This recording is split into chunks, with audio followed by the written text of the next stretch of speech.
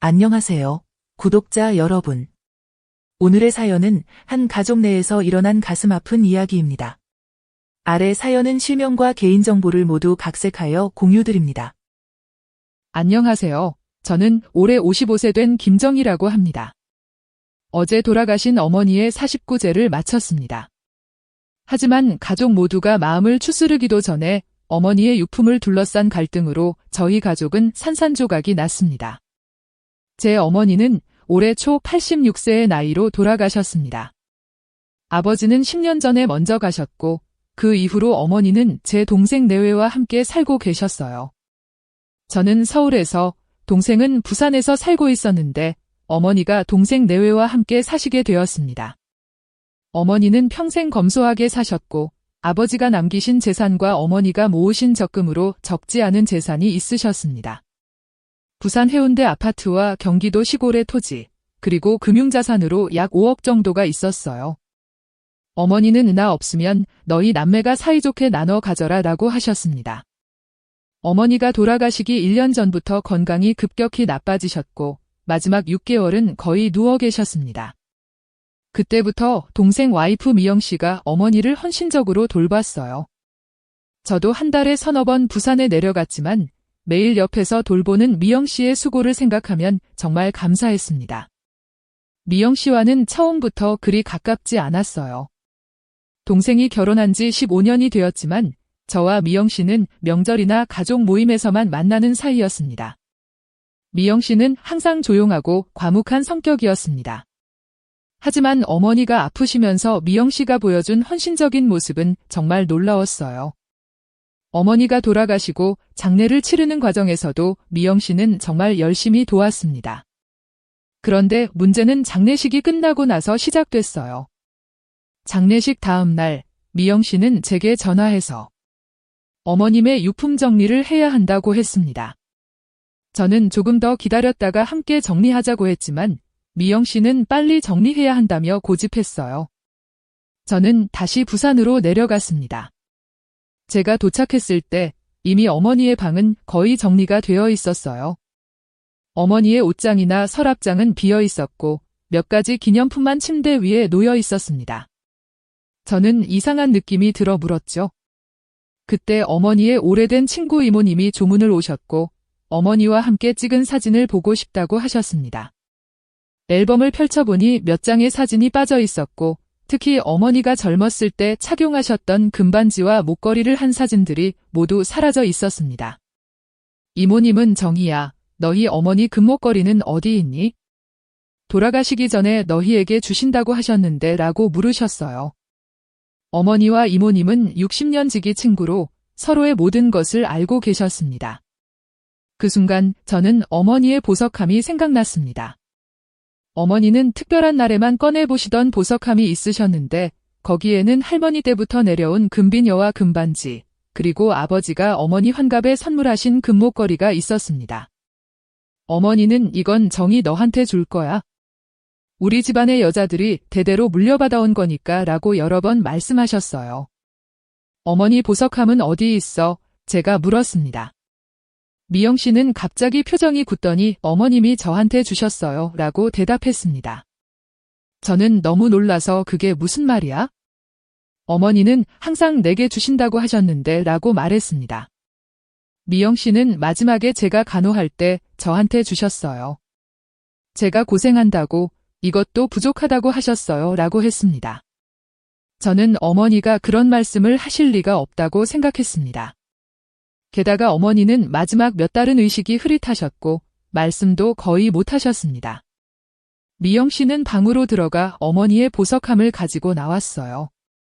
보석함을 열어보니 금비녀와 할머니의 금반지는 있었지만 아버지가 선물하신 금목걸이는 보이지 않았습니다.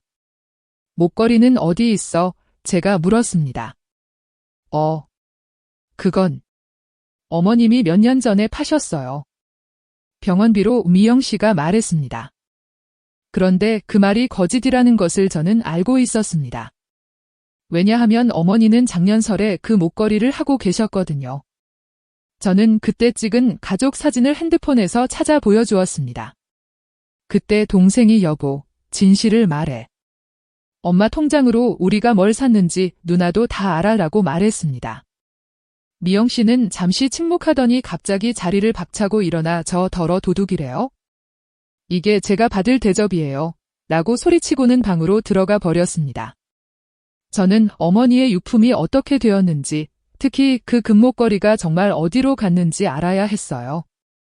그래서 저는 어머니가 다니시던 병원과 은행에 연락해 어머니의 기록을 확인했습니다. 나중에 동생을 통해 알게 된 사실은 미영 씨가 어머니의 금융자산에서 상당한 금액을 인출해 자신의 명의로 된 적금에 넣었다는 것이었습니다. 어머니 통장에서 매달 300만 원씩 인출된 기록이 있었고 그 돈은 대부분 미영 씨의 계좌로 들어갔습니다. 그리고 금목걸이는 이미 전당포에 맡겨진 상태였고요. 동생이 미영 씨의 서랍을 뒤지다가 전당포 영수증을 발견했다고 했습니다. 그 영수증은 어머니가 돌아가시기 한 달 전의 것이었어요. 그때 어머니는 이미 거의 의식이 없으셨는데 어떻게 전당포에 가셨겠어요?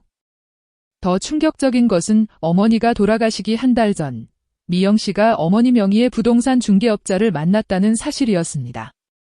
동생은 미영 씨의 통화 기록을 확인했고 중개업자와 여러 번 통화한 것을 발견했어요. 어머니는 그때 이미 의식이 거의 없으셨는데 어떻게 부동산을 팔 생각을 하셨겠어요? 동생은 이런 사실을 알고 미영 씨와 크게 다퉜다고 합니다. 미영 씨는 처음에는 부인했지만 결국 자신이 어머니의 재산을 몰래 움직였다는 것을 인정했다고 해요. 미영 씨의 변명은 나는 매일 시어머니를 돌보면서 너무 힘들었다. 이런 고생에 비하면 이 정도 보상은 받을 만하다는 것이었습니다. 저는 미영 씨의 행동이 단순한 실수나 오해가 아니라 계획적인 것이라고 생각했습니다. 어머니가 아프시자 처음에는 헌신적으로 보살피는 척했지만 결국 그 목적은 어머니의 재산을 차지하기 위한 것이었다고 생각했어요. 결국 저는 변호사를 찾아갔고 어머니의 재산 분할에 대한 법적 절차를 밟기 시작했습니다.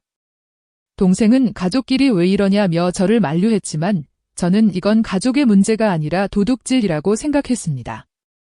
법적 절차가 시작되자 미영 씨는 더욱 공격적으로 변했습니다. 저에게 시누이가 평소에 어머님한테 무관심했으면서 이제 와서 재산만 챙기려 한다며 주변 친척들에게 험담을 했습니다. 몇몇 친척들은 미영 씨 말을 믿고 저를 비난하기도 했습니다. 이런 상황은 제게 큰 스트레스를 주었습니다. 밤에는 잠을 이루지 못했고 낮에는 집중하기가 어려웠어요. 심지어 건강까지 악화되어 위장병이 생겼습니다. 하지만 저는 이 문제를 포기할 수 없었습니다. 어머니의 의사를 지키는 것은 제가 딸로서 할 수 있는 마지막 효도라고 생각했으니까요. 한편 동생도 미영 씨의 행동을 완전히 이해하거나 용서한 것은 아니었습니다. 동생은 미영 씨와 심각한 갈등을 겪었고 심지어 이혼까지 고려했다고 합니다. 하지만 동생에게는 두 아이가 있었고 가정을 지키는 것이 중요했습니다.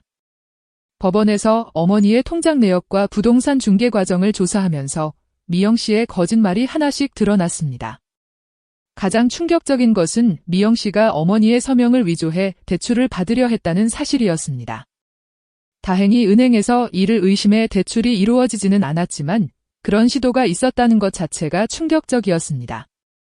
재판 과정에서 저는 어머니의 오래된 친구분들의 증언도 확보했습니다. 그분들은 어머니가 평소에 보석함은 딸에게 주겠다고 여러 번 말씀하셨다는 것을 증언해 주셨어요.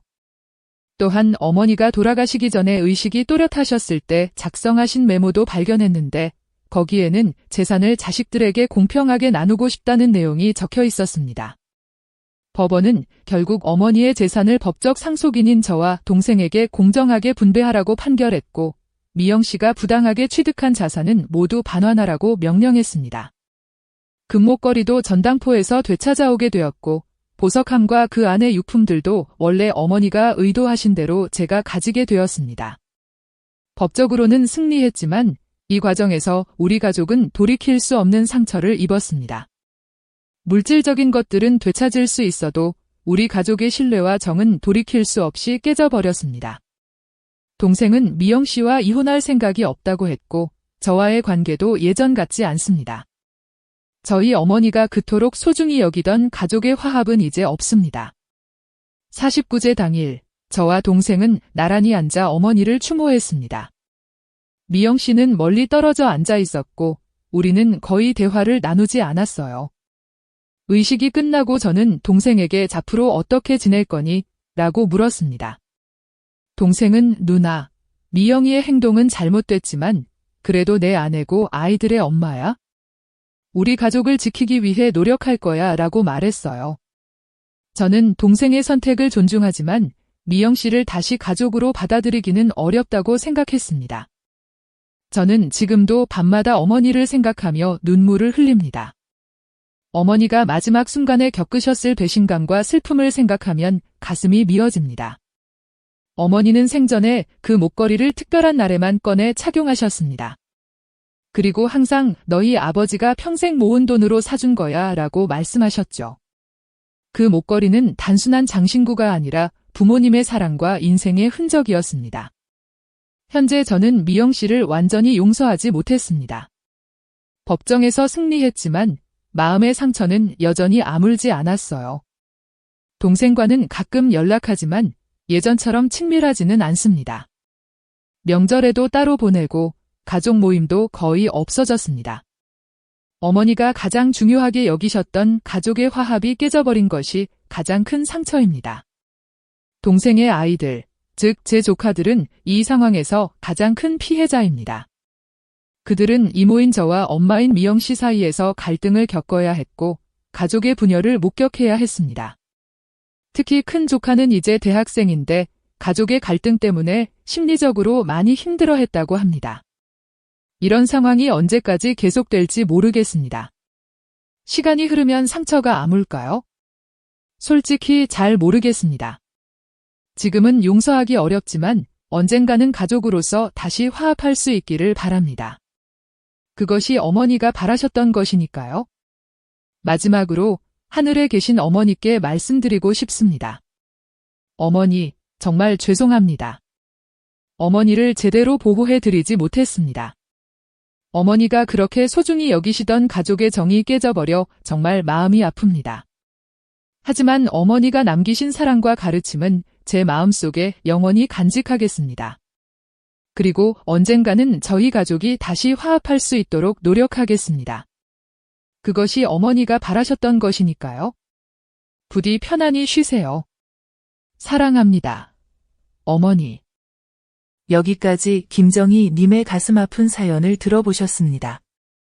여러분의 가정에는 이런 아픔이 찾아오지 않기를 진심으로 바랍니다. 그리고 만약 비슷한 상황에 처해 계신 분이 있다면 법적 해결책만이 아니라 가족 간의 진정한 대화와 화해를 위해 노력해 보시기 바랍니다. 구독과 좋아요는 큰 힘이 됩니다.